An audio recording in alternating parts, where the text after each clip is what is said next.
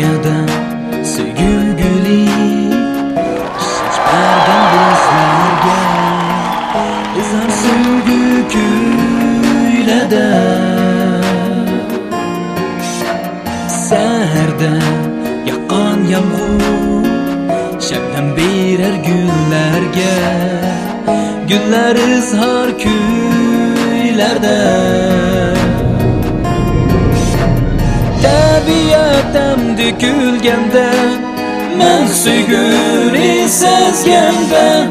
ayrıldık biz şu yerde tabiatem dökülgende men söygünü sezgende ayrıldık biz şu yerde keçide simsim yağmur bizga bo'ldi xotira azabimni bilgina nachara sevgimizdi erishginim xotima sen zarimni bilgina biz uchun tugudi amma mang'aylik boshuncha ayrıldık biz şu yerde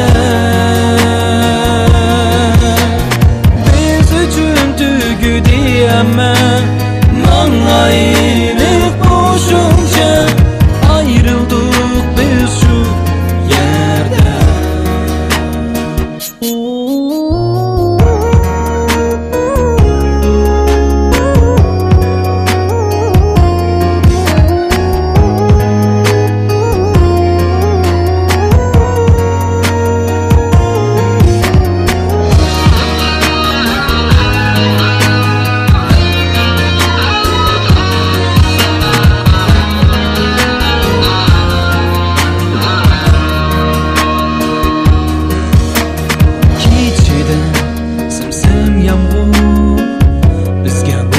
xotira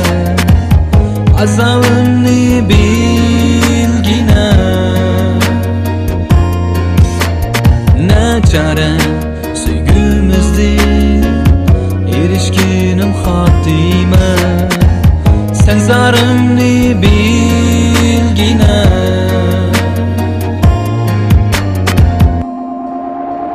biz uchun tugudi amma mang'aylik